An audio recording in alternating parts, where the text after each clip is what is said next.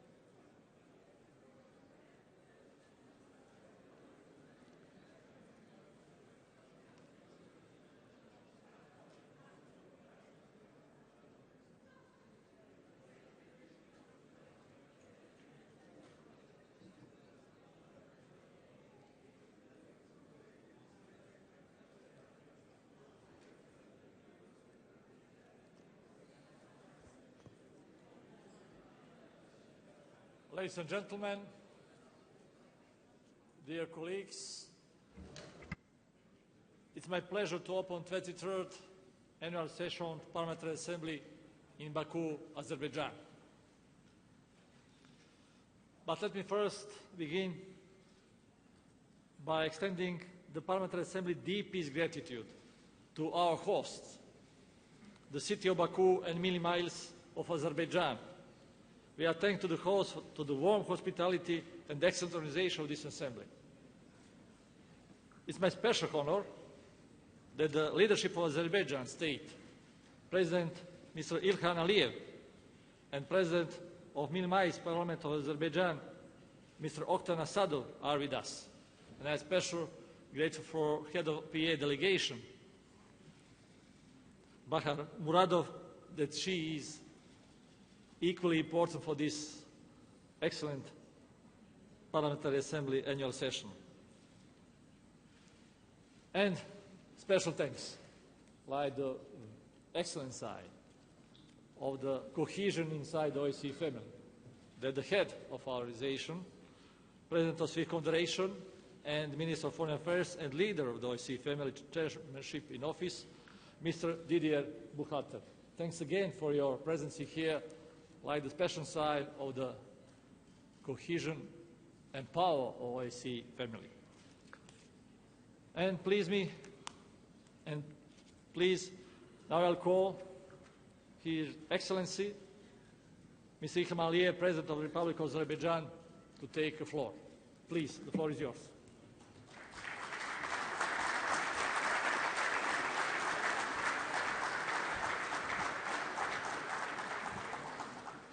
Mr. President of Parliamentary Assembly, Mr. President of Switzerland, dear guests, dear friends, first of all, I'd like to welcome you all to Azerbaijan. I hope you will enjoy your stay in our country. We are very honored to have an opportunity to host this important event. The session of Parliamentary Assembly for the first time will be held in Azerbaijan, and I am grateful to all of you, for those who made it possible for us to organize this event and to present our country, to present our achievements, and also talk about challenges and our plans. I know that most of our guests are visiting Azerbaijan for the first time. Therefore, it will be a good opportunity to know our country better, to see some historic sites, some historic monuments. Some of them are protected by UNESCO as monuments of World Heritage. Azerbaijan is an ancient land, is a country with great history, culture, but young as an independent country. It's only less than 23 years. We live as an independent country, and of course these years were critical for our statehood, for our development, for our future. We had to build independent state to lay down the foundation of our statehood, at the same time to create a new political system. Actually, before we didn't have any political system, therefore creation of democratic institutions, implementation of political reforms were the basis for our successful development. And implementing political and economic reforms at the same time allowed us to avoid major complications and to create a stable country and to achieve sustainable development. With respect to political dimension, I'd like to say that today Azerbaijan is a country with functioning of democratic institutions. We put a lot of efforts to develop democracy, rule of law, provide fundamental freedoms, and I think we achieved great success. All the fundamental freedoms are provided in Azerbaijan: freedom of assembly, association, freedom of expression, media freedom. We have thousands of media outlets in Azerbaijan. We have free internet, and 70% or more of our population are internet users. This is the main prerequisite for successful development, because only implementing economic reforms will not allow us to achieve our goal, which is modernization. We are building a modern, self-sufficient country in a very short period of time, and we have a lot of plans for the future. Political reforms will be one of the top priorities on our agenda for the coming years. We need to do more, to implement more reforms, and I'm sure that our commitment and cooperation with international institutions such as OSCE and others will allow us to implement everything what we plan. Political reforms, of course, create a very positive atmosphere in our society. Political situation is stable, predictable, and that allows us to plan our future in a way that we can achieve what we plan, which is modernization and to transform Azerbaijan into a developed country of the world. Of course, our international contacts play an important role from point of view of international interaction. At the same time, it allows us to defend more successfully our national interests. Therefore, Azerbaijan is a country with a very active foreign policy and with a very straightforward foreign policy priorities. Our words never differ from our actions. Therefore, Azerbaijan is now recognized as a reliable partner, the partner whom our partners, friendly countries, can trust. This is very important because trust is something which you have to build every day, and only one mistake or wrong step can ruin this trust. Therefore, active bilateral relations with most of the members of the international community, of course with European countries, is one of our priorities, as well as relations with countries of different continents. Azerbaijan is a member of numerous important international institutions, and we consider this membership as an opportunity to establish better connections in the world. We are members of non-alignment movement, members of Council of Europe, members of Islamic cooperation organizations, and many other international institutions. One of our biggest foreign policy achievements happened 3 years ago, 2.5 years ago, when Azerbaijan, with the great support of 155 countries, was elected as a non-permanent member of United Nations Security Council. This was the highest possible diplomatic and political achievement on the international arena for any country, and we're proud that despite being young and not yet very well known globally, we managed to present our case, and our friends showed great trust for what we were doing. And for 2 years, Azerbaijan, as an active member of UN Security Council, advocated for peace, security, stability, justice, and implementation of the international law norms. Actually, this is one of our priorities now as a chairman of Committee of Ministers of Council of Europe, which we assumed this chairmanship relatively recently. And just recently I was in Strasbourg addressing the Assembly and identifying our priorities. Don't want to concentrate on all of them, but one of them was elaboration of the mechanisms that will allow international law norms to be established globally, and the mechanism of implementation of international organizations' decisions and resolutions. Unfortunately, we face selective approach, and this is an issue which of great concern of Azerbaijani people. We see that some resolutions of United Nations Security Council are implemented within hours, and some resolutions just remain on paper for 20 years, as the case with Azerbaijan.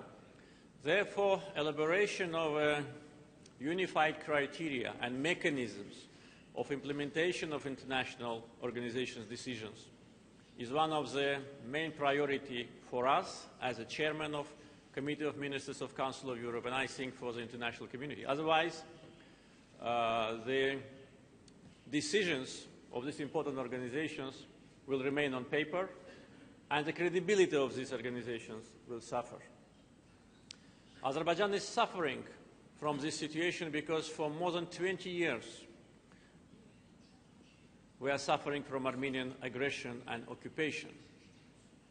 Nagorno-Karabakh is a historic part of Azerbaijan, ancient Azerbaijani land, which is occupied by Armenia for more than 20 years. 20% of our internationally recognized territories is under occupation. 1 million Azerbaijanis became refugees and internally displaced persons on their own land. We were subject of ethnic cleansing.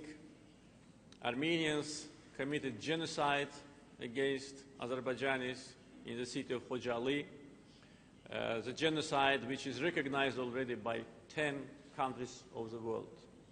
International law norms are violated. United Nations Security Council adopted 4 resolutions demanding immediate and unconditional withdrawal of Armenian forces from occupied territories. These resolutions remain unimplemented, remain on paper. OSCE decisions, particularly decisions of Lisbon Summit, which clearly identify what steps should be taken in order to resolve this conflict, are also remain on paper. European Parliament, Parliamentary Assembly of Council of Europe, Islamic Cooperation Organization, and others, including non-alignment movement, adopted decisions and resolutions, but Armenia simply ignores this. They do not want to liberate the territory which does not belong to them. They want to keep everything unchanged. They ignore even OSCE Minsk Group's co-chairs countries' president statement. Presidents of United States, Russia and France made it very clear that status quo is not acceptable. And that means that status quo must be changed. In order to change status quo, Armenia should start withdrawal of its troops from our lands, but Armenia ignores these statements. Therefore, implementation of resolutions of international organizations, restoration of territorial integrity of Azerbaijan, and resolution of the conflict based on the principles of territorial integrity of countries is the main prerequisite for successful resolution of the conflict. As far as the principle of self-determination is concerned, if we look carefully at the Helsinki Final Act, we'll see that self-determination should not undermine territorial integrity of countries. And plus, Armenians already have their independent state. They already self-determinated themselves.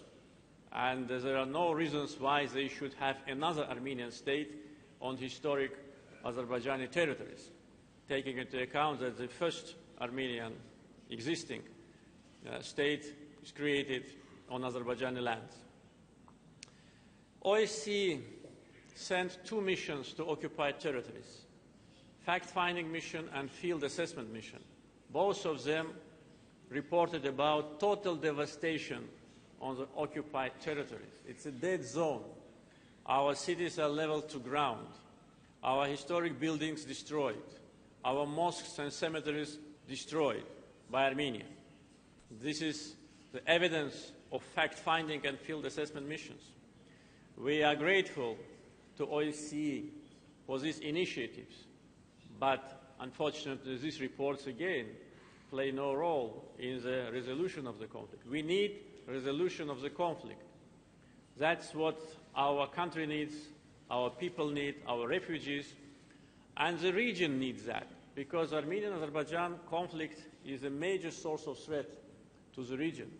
And the best way to reduce tensions and to build confidence-building mechanisms and strengthen confidence-building measures will be beginning of withdrawal of Armenian troops from the territories of Azerbaijan. Despite the conflict, Azerbaijan demonstrated a rapid economic growth. We were the fastest growing economy in the world during the last 10 years, and the social and economic reforms led to prosperity, reduction of unemployment and poverty. I think this is one of the biggest achievements of our government, that the rapid economic growth was supported by strong social policy. Our economy grew more than 3 times during the last 10 years. This is the fastest growth rate in the world. At the same time, poverty dropped almost 10 times. Now it's at the level of 5%. We basically resolved the issue of unemployment, also around 5%. Have a very stable financial system. Our foreign debt is only 8% of GDP, which is one of the best parameters in the world. And our reserves are more than 70% of GDP, which allows us to invest and to borrow on international markets. Our credit ratings have been upgraded by major rating agencies like S&P, Moody's and Fitch. And Azerbaijan has a very good reputation as a country which protects investments properly. During the last 10 years, $170 billion were invested in Azerbaijan. Last year, $28 billion, and 70% are local, 30% are foreign investments. Economic prospects for the future are very positive. We are working now actively on the issues related to diversification of our economy. Azerbaijan today is a country with a space industry, with a satellite, with developed ICT system. One of our priorities as a chairman of Committee of Ministers of the Council of Europe is education, and we invest largely to education because we need educated people, we need good specialists. At the same time, educated people will never be a subject of manipulation, any kind of external influence or interference. Education is the main guarantee against extremism, radicalism, nationalism, xenophobia. These issues also will be addressed during the work of the Assembly. I can tell you that Azerbaijan's experience can be examined, because in our society, multiculturalism is one of the elements of our success. We are multinational, multi-religious country, and this is one of the biggest assets of Azerbaijan, that all the citizens of our country, regardless their religious or ethnic origin, enjoy the same rights and privileges. We live like one family. We celebrate holidays together with different representatives of different religions. This is really a unique experience which is highly appreciated globally, and in today's world, when we sometimes see very dangerous trends of alienation, selectiveness, whether it's in Europe or in Asia or in the Middle East, in our neighborhood, we need to address these issues and to raise these issues. We need to talk about that and see positive signs of success. Otherwise, if we just pretend that these issues do not exist, or we would not raise them on international fora, I think the situation can only aggravate, because the tendencies, unfortunately, move not in the right direction. Today, national security of the countries cannot be separated from energy security. And OSCE's Organization for Security and Cooperation in Europe, Azerbaijan contributes to security and cooperation. And through energy diplomacy, we established already regional cooperation, and we are expanding this cooperation. Today, our plans go beyond our region, and along with traditional partners and allies in energy policy, today we invite our European partners to be part of our initiatives.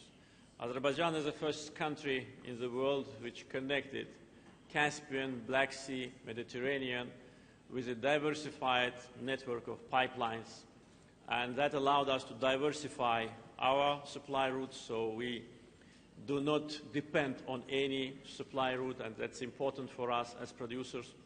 And also we help to diversify to our partners to get additional sources of energy resources from our structures, from our oil and gas fields, contributes to energy security of Europe. And EU-Azerbaijan relations also partly are based on energy cooperation. And in an agreement, in a memorandum which was signed between President of the European Commission and myself 3 years ago, Azerbaijan is identified as one of the main supporter and enabler of the Southern Gas Corridor. Southern Gas Corridor is a historic project initiated by Azerbaijan. We've taken the biggest financial burden, the biggest responsibility, and we are implementing this project. Today, Southern Gas Corridor consists of 3 important elements. It's production from one of the biggest gas fields of the world, Shah Deniz, transportation, and diversification. And transportation is through 3 pipelines, which actually, when construction completed, will make one big pipeline from Baku to Europe, particularly to Italy. This is Trans-Anatolian pipeline, South Caucasus pipeline, and Trans-Adriatic pipeline. This is the biggest infrastructure project of Europe implemented now, and Azerbaijan took the leadership in delivering this project, a historic one, which will change the energy map of the region and of Europe, and which will be to the benefit of us, producers, transitors, and consumers. And in energy policy, in energy security, and energy diplomacy, the balance of interest between these 3 components is the main prerequisite for success. I'm glad that we achieved that, and in coming years, together with our partners, we'll implement this historic project. As you can imagine, I can talk a lot about our country and cover many other important aspects of our life, but I think for us, one of the big advantages today is that we have so many guests here in Baku. So for several days, you will be able to know more about Azerbaijan, to see Azerbaijan, to meet people, to have your own judgment, your own impression, and I'm sure that many of you will come back in the future to continue our partnership and dialogue. Once again, I'm very grateful to all of you for being together with us today, grateful to the President of Assembly, and hope that you'll have a successful meetings during these days. Thank you very much.